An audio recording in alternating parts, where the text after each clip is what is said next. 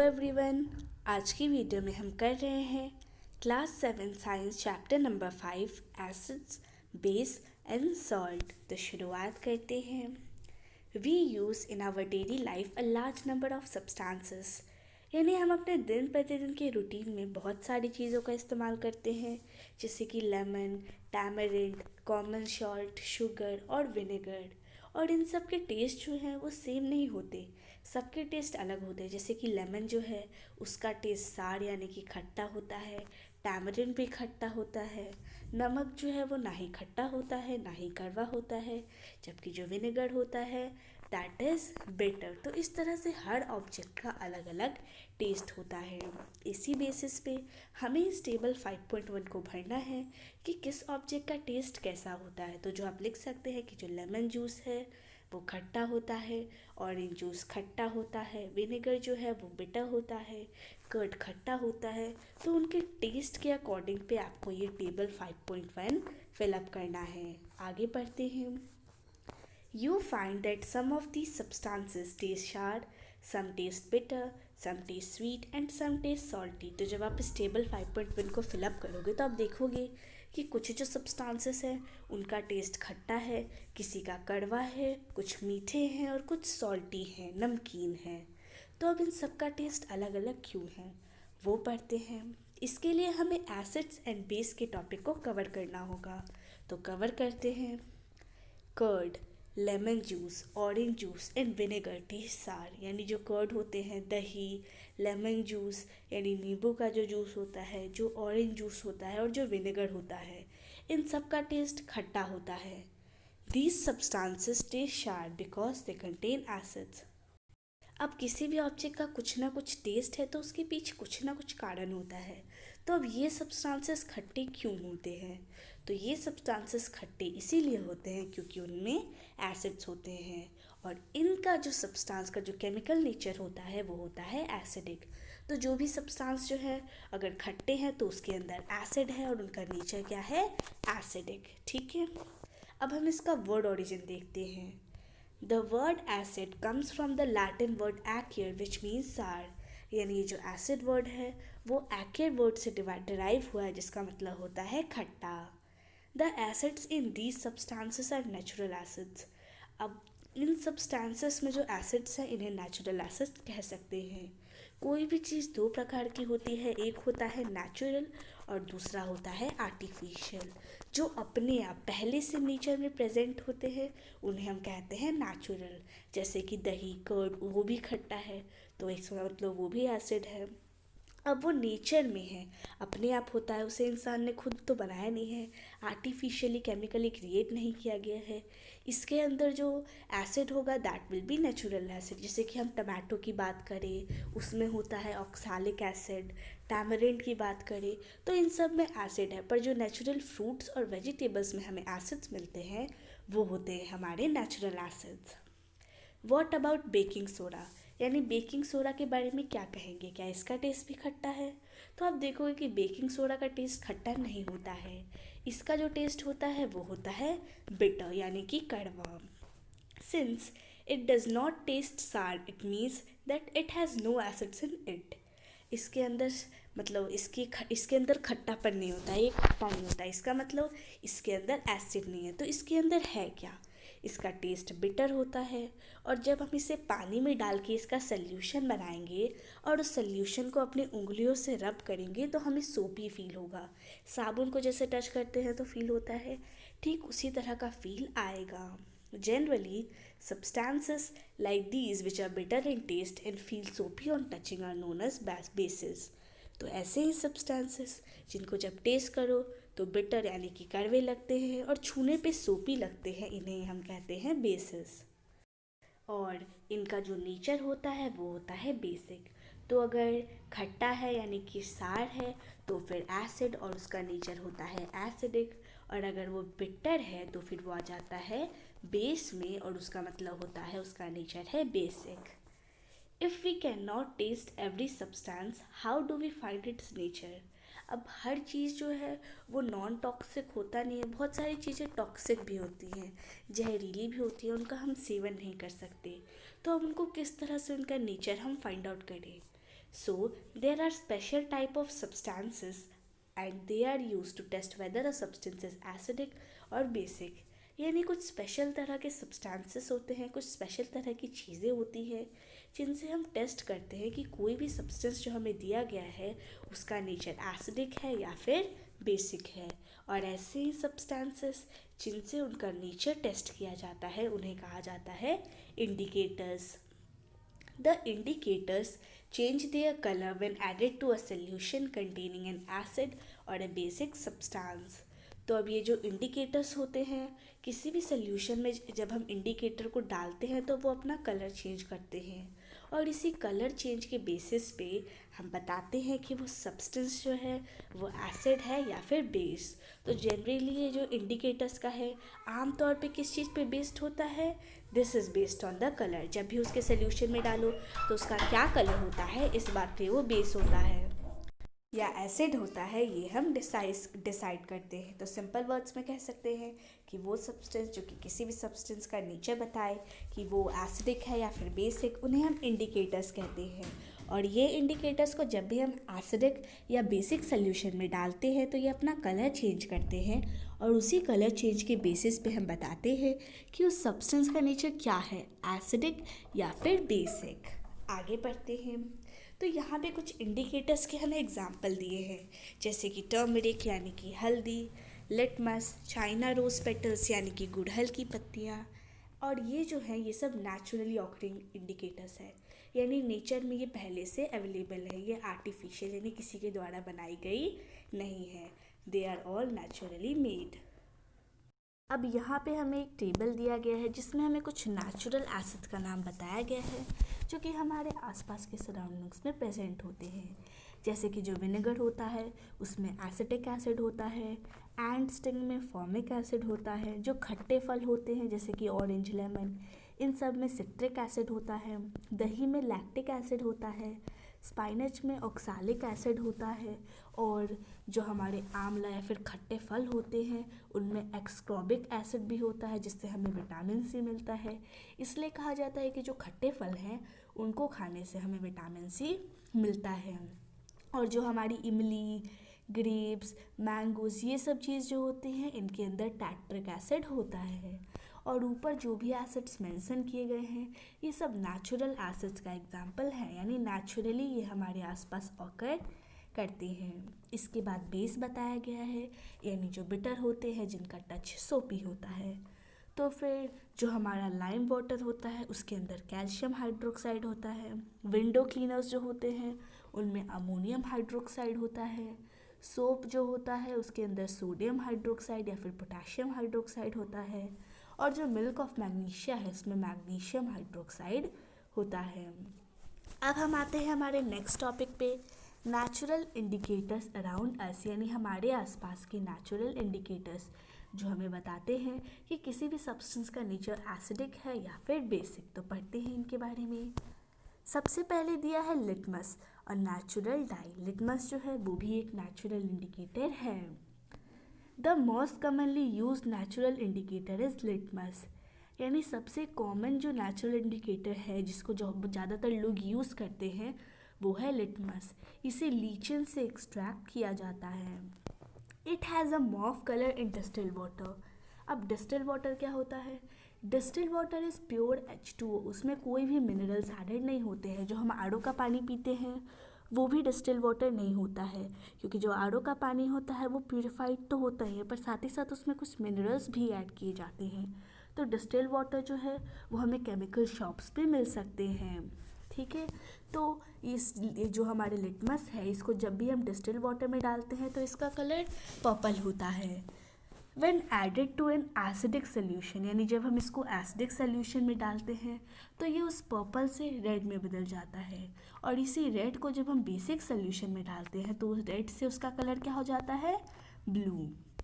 It is available in the form of a solution, यानी ये जो लिटमस होता है ये हमें एक सोल्यूशन के रूप में मिलता है या फिर पेपर स्ट्रिप्स के रूप में भी मिलता है जिसे हम लिटमस पेपर के नाम से जानते हैं। और आमतौर पे इसका कलर या तो रेड होता है या फिर ब्लू होता है। यहाँ पे पिक्चर दी गई है, ये जो है रेड लिटमस पेपर और this is blue litmus paper. आगे बढ़ते हैं। यहाँ पे हमें एक्टिविटी 5.1 दिया है। Mix some water with lemon juice in a plastic cup और टम्बलर और अ टेस्ट ट्यूब।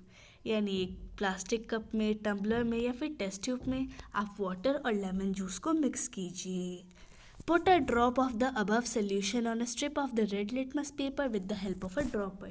एक ड्रॉपर की मदद से रेड लिटमस पेपर पे इस सोल्यूशन को ड्रिप कीजिए। आप क्या चेंज देखोगे, उसके कलर में क्या चेंज आया है, यही आपको बताना है।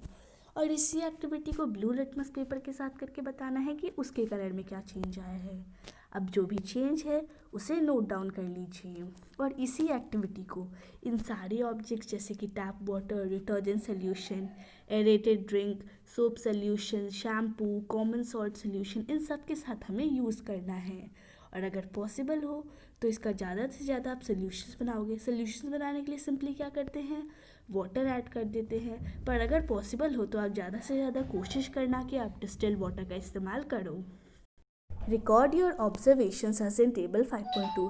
यानी 5.2 टेबल में जैसे आपने ऑब्जर्वेशंस को रिकॉर्ड किया था, ठीक उसी तरह से यहाँ से भी करने हैं। In your table are there any substances on which litmus had no effect. तो आप जब टेबल बनाओगे तो उसमें देखोगे कि कुछ सब्सटेंस ऐसे हैं जिनका किसी भी लिटमस पेपर पे इफेक्ट हो ही नहीं रहा है। उन सब्सटेंसेस को नाम दो। The solutions which do not change the color of either red or blue litmus are known as neutral solutions। यानी ऐसे solutions जो ना ही रेड लिटमस पेपर का कलर चेंज कर रहे हैं ना ही ब्लू लिटमस पेपर का, उन्हें हम न्यूट्रल solutions कहते हैं। न्यूट्रल का मतलब होता है कुछ भी नहीं। इसका मतलब जो न्यूट्रल सॉल्यूशंस है वो ना ही एसिडिक होते हैं और ना ही बेसिक, यानी ना ही खट्टे और ना ही कड़वी। That are known as our neutral solutions. इसके बाद हमें बताया गया है टर्मरिक, जो कि एक और नेचुरल इंडिकेटर है। Take a tablespoon of turmeric powder, यानी 1 चम्मच हल्दी पाउडर ले लीजिए, उसमें थोड़ा सा पानी मिलाइए और उसके बाद उसका पेस्ट बना दीजिए। Make turmeric paper by depositing turmeric paste. उसके बाद आपको टर्मरिक पेपर बनाना है। कैसे करेंगे, एक पेपर पे आप टर्मरिक पेस्ट जो है अच्छे से लगा देंगे, फिर उसकी थिन थिन स्ट्रिप्स जो है वो पालेंगे, यानी उसकी पतली पतली स्ट्रिप्स काट लेंगे, ठीक है। और इस तरह से आपको टर्मरिक पेपर जो है वो मिल जाएगा। उसके बाद जो आपने टर्मरिक पेपर पे बनाया है उस पर थोड़ा सा सोप सोल्यूशन डालिए। तो सोप सोल्यूशन का नेचर क्या होता है, बेसिक। और एक बेस डालने के बाद उस टर्मरिक पेपर पे क्या चेंज आ रहा है उसे आपको ऑब्जर्व करना है। और ये टेबल 5.2 है, इसमें आपको भरना है कि अलग अलग सोल्यूशंस पे क्या इफ़ेक्ट पड़ रहा है, ठीक है। तो यहाँ पे आपको पिक्चर दिया गया है कि आप अपनी मदर के लिए ग्रीटिंग कार्ड बना सकते हैं, वो भी टर्मरिक पेपर का इस्तेमाल करके, ठीक है। तो ये आप देख लेंगे। फिर है चाइना रोज एज इंडिकेटर, यानी किस तरह से चाइना रोज यानी गुड़हल को इंडिकेटर के रूप में इस्तेमाल किया जा सकता है। Collect some China rose petals and place them in a beaker, यानी कुछ गुड़हल की पेटल्स लीजिए और उसे बीकर में डालिए। एड सम वार्म वाटर, यानी जो आपने सोल्यूशन बनाया अब तक उसमें थोड़ा सा गर्म पानी डाल दीजिए। Keep the mixture for some time till the water becomes coloured, यानी थोड़ी देर के लिए उस मिक्सचर को रखिए, तब तक वो वाटर जो है कलर हो रहा है। Use the colour water as an indicator, तो अब जो आपको कलर वाटर मिला है इसको इंडिकेटर के रूप में इस्तेमाल कीजिए। Add 5 drops of the indicator to each of the solutions given in table 5.4। Table 5.4 में जो कुछ सोल्यूशंस दिए हैं उन सब पे इस इंडिकेटर का इस्तेमाल करना है और बताना है कि क्या रिज़ल्ट आपको देखने को मिल रहा है। एसिडिक सोल्यूशंस पे क्या इफ़ेक्ट है, बेसिक सोल्यूशंस पे क्या इफ़ेक्ट है और न्यूट्रल सोल्यूशंस पे क्या इफ़ेक्ट है। वैसे तो आपको यहाँ पे आंसर भी दिया है कि जो चाइना रोज इंडिकेटर है जब उसको एसिडिक सोल्यूशंस में डाला है तो वो डार्क पिंक यानी कि मैग्नेटा कलर में कन्वर्ट हो जाता है, और वही जब हम उसे बेसिक सोल्यूशंस में डालते हैं तो वो ग्रीन कलर का हो जाता है। फिर यहाँ पे पहेली ने एक रिडल दिया है। कॉफ़ी इज़ ब्राउन, यानी कॉफ़ी जो है वो ब्राउन कलर की होती है पर इसका टेस्ट जो है वो बिटर यानी कि कड़वा होता है, तो फिर यह एसिड है या फिर base. Don't give the answer, यानी आंसर बिना टेस्ट किए मत दीजिए। यानी जो भी आपको नेचुरल इंडिकेटर से भी बताया गया है टर्मरिक वाला, आप टर्मरिक जो है हर किसी के घर पे मिलता है, तो उसी से कॉफ़ी को आप टेस्ट कीजिए और फिर बताइए कि इसका क्या नेचर है, एसिडिक, बेसिक या फिर न्यूट्रल। फिर है यहाँ पे activity 5.4। The teacher is requested to get the dilute solution of the following chemicals for his or her school laboratory or from a nearby school. यानी आपकी टीचर जो है वो इन सॉल्यूशंस को कलेक्ट करेगी, जैसे कि hydrochloric acid, sulphuric acid, nitric acid, acetic acid, sodium hydroxide, ammonium hydroxide, calcium hydroxide, और इस तरह के कुछ सॉल्यूशंस जो हैं वो आपको दिए हैं। और तीनों इंडिकेटर्स का आपको यूज़ करना है, यानी टर्मरिक इंडिकेटर पे क्या हो रहा है, चाइना रोज पेटल्स पे क्या इफेक्ट आ रहा है, लिटमस पेपर के क्या इफेक्ट आ रहा है, ये सबको आपको कलेक्ट करना है ऑब्जर्वेशंस को, टेबल 5.5 में नोट डाउन करना है। ठीक है। बहुत सारे बच्चे, अब मैं आपको एक टिप देना चाहूँगी, बहुत सारे बच्चे कंफ्यूज हो जाते हैं कि कौन सा एसिड है और कौन सा बेस है। तो इसके लिए मैं आपको एक ट्रिक देना चाहूँगी, जिससे कि हम एक एग्जांपल लेते हैं, हाइड्रोक्लोरिक एसिड। अब कैसे पता करें कि ये एसिड है या बेस? तो एसिड को पहचानने में बड़ा सिंपल सा कॉन्सेप्ट होता है कि अगर उसमें एसिड वर्ड दिया है, इसका मतलब वो कि एक एसिड है। जैसे कि जो नाइट्रिक एसिड है वो भी एसिड हो गया, हाइड्रोक्लोरिक एसिड ये भी एसिड हो गया।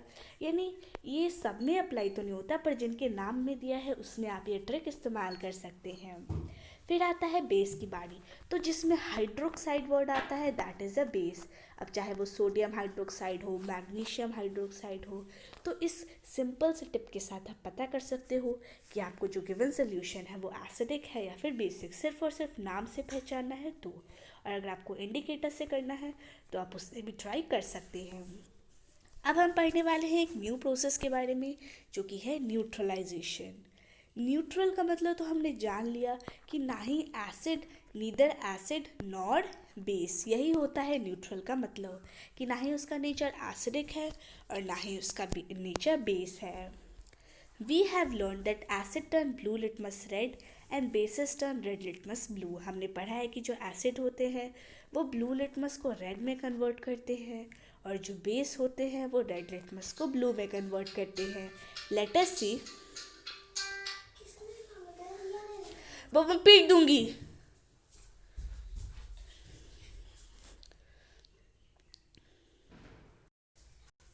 What happens when an acid is mixed to the with a base? तो अब हम देखते हैं कि एक एसिड को जब बेस के साथ मिलाया जाता है तो क्या रिएक्शन प्रोड्यूस होता है। हमने देख लिया कि एसिड का क्या नेचर होता है। एसिड का नेचर होता है सार, बेसिस का नेचर होता है बिटर। तो अब जब इन दोनों को मिलाएंगे तो जो हमारा सोल्यूशन प्रिपेयर होगा उसकी क्या खासियत होगी वो हमें पढ़ना है। तो इसमें हम एक इंडिकेटर के बारे में पढ़ने वाले हैं जो कि आप लोगों ने अब तक यूज़ नहीं किया होगा। इसको कहा जाता है फेनोल्फथैलेन। तो इसके बारे में आप 10th क्लास में और डिटेल में पढ़ोगे, पर अभी हमें इसके बारे में थोड़ा सा पढ़ना है, तो इसको पढ़ लेती हैं। Fill 1/4 of a test tube with dilute hydrochloric acid. यानी एक टेस्ट ट्यूब लीजिए और उसका 1/4 पार्ट जो है वो डाइल्यूट हाइड्रोक्लोरिक एसिड से भर दीजिए। तो अब ये क्या होगा, डाइल्यूट हाइड्रोक्लोरिक एसिड, नाम में एसिड आ रहा है तो यानी कि ये एसिड है। उसके बाद इसका कलर नोट कीजिए। उसके बाद आप उसमें थोड़े से फेनोल्फथैलेन की कलर के ड्रॉप्स जो हैं वो भी डाल दीजिए। 2 से 3 ड्रॉप्स आप डाल दीजिए। फिर टेस्ट ट्यूब को जेंटली जो है आप शेक कीजिए। क्या आपको एसिड के कलर में थोड़ा सा डिफरेंस मिल रहा है? Add to the acidic solution a dropper of sodium hydroxide. यानी जो आपने सोल्यूशन बनाया है इसमें थोड़ा सा आप सोडियम हाइड्रोक्साइड डालिए। अब सोडियम हाइड्रोक्साइड क्या होगा, तो उसमें आ रहा है हाइड्रोक्साइड, इसका मतलब ये क्या है, बेस। तो इस सिंपल से ट्रिक से आप पता लगा सकते हो कि कौन सी चीज़ एसिडिक है और कौन सी चीज़ बेसिक है। तो जब आप उसमें सोडियम हाइड्रोक्साइड डालोगे तो उसमें देखोगे कि आपको फिर से कलर में चेंज मिला है, और बार बार आप सोडियम हाइड्रोक्साइड डालते जाइए जब तक आपको पिंक कलर अपीयर नहीं होता है। Now add 1 more drop of dilute hydrochloric acid. फिर उसमें डाइल्यूट हाइड्रोक्लोरिक एसिड का एक ड्रॉप और डालिए। फिर आप क्या ऑब्जर्व करोगे, आप देखोगे कि आपका जो सोल्यूशन है वो कलरलेस हो जाएगा, बेरंग हो जाएगा। उसके बाद उसमें एक ड्रॉप सोडियम हाइड्रोक्साइड डालिए। फिर क्या उसमें भी किसी कलर का चेंज है, तो आप देखोगे कि फिर से सोल्यूशन जो है वो आपका पिंक हो जा रहा है। It is evident that when the solution is basic phenolphthalein gives a pink colour. इससे पता चल रहा है कि जब भी सोल्यूशन बेसिक हो रहा है यानी उसमें बेस की मात्रा बढ़ रही है तो ये जो हमारा इंडिकेटर है वो पिंक कलर दे रहा है, और जैसे ही उसमें एसिड की मात्रा बढ़ रही है वो कलरलेस यानी बेरंगा हो जा रहा है। यहाँ पे आपको न्यूट्रलाइजेशन की प्रोसेस दिख रही है। सबसे पहले एसिड, फिर बेस, दोनों के मिलने से ही न्यूट्रलाइजेशन की प्रोसेस होती है। When an acidic solution is mixed with a basic solution, यानी जब हम किसी एसिडिक सोल्यूशन को बेसिक सोल्यूशन से मिलाते हैं तो दोनों जो सोल्यूशन होते हैं वो एक दूसरे के इफेक्ट को न्यूट्रलाइजेशन करते हैं। सिंपल शब्दों में बताती हूँ, हमने पढ़ा है लोहे लोहे को काटता है, तो ठीक उसी का कॉन्सेप्ट है। एसिड और बेस दो अलग अलग नेचर वाली चीज़ें हैं। अब जब हम इन दोनों को एक साथ में रखेंगे तो क्या होंगे, एसिड जो है वो बेस को काटेगा और बेस जो है वो एसिड को काटेगा, और इसी वजह से वहाँ पे कोई भी इफेक्ट नहीं बच पाएगा क्योंकि दोनों ने एक दूसरे के इफेक्ट को न्यूट्रलाइज कर लिया। When an acid solution and a base solution are mixed in suitable amounts, यानी जब हम एक एसिडिक सोल्यूशन और एक बेसिक सोल्यूशन को सुटेबल अमाउंट्स में मिक्स करते हैं, both the acidic nature of the acid and the basic nature of the base are destroyed, यानी जो एसिड का एसिडिक नेचर है और जो बेस का बेसिक नेचर है, दोनों के दोनों क्या हो जाते हैं, डिस्ट्रॉय हो जाते हैं। The resulting solution is neither acidic nor basic, यानी जो सोल्यूशन हमें प्रोडक्ट मिलता है वो ना ही एसिडिक होता है ना ही बेस, क्योंकि जब हमने एसिड और बेस को मिलाया तो दोनों ने एक दूसरे के इफेक्ट को न्यूट्रलाइज किया, जिसकी वजह से वो जो सोल्यूशन है वो ना ही एसिडिक रहा और ना ही बेसिक रहा। तो यही चीज़ आपको बताई गई है। Touch the test tube immediately after neutralisation, यानी न्यूट्रलाइजेशन के तुरंत बाद आप टेस्ट ट्यूब को टच कीजिए तो आप देखोगे कि उसका टेम्परेचर बहुत हाई है, बहुत ही गर्म लगेगा आपको टेस्ट ट्यूब। तो जब भी न्यूट्रलाइजेशन रिएक्शन होता है हमेशा हमेशा क्या होती है, हीट जो है वो प्रोड्यूस होती है। हीट का प्रोडक्शन जो है वो इस प्रोसेस में इवॉल्व होता है। The evolved heat raises the temperature of the reaction mixture, यानी अब ये जो हीट प्रोड्यूस हुई है इसी वजह से ये जो सोल्यूशन है इसका टेम्परेचर भी बढ़ जाता है। In neutralization reaction a new substance is formed, यानी जब भी ये न्यूट्रलाइजेशन रिएक्शन होता है एक नया सब्सटेंस बनता है जिसे हम कहते हैं सॉल्ट। अब ये जो सॉल्ट है वो एसिडिक भी हो सकता है, बेसिक भी हो सकता है, न्यूट्रल भी हो सकता है।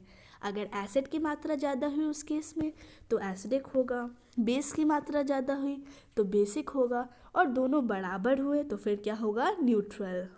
Thus neutralisation can be defined as follows, यानी न्यूट्रलाइजेशन की डेफिनेशन दी है, the reaction between an acid and a base, यानी एक एसिड और बेस के बीच जो रिएक्शन होता है उसे न्यूट्रलाइजेशन कहा जाता है। और इस प्रोसेस में जो हमारे प्रोडक्ट्स होते हैं वो होता है सॉल्ट और वाटर, और साथ ही साथ हीट का एवोल्यूशन भी होता है। दूसरे शब्दों में हम लिख सकते हैं acid plus base into salt plus water, and in this reaction heat is also evolved.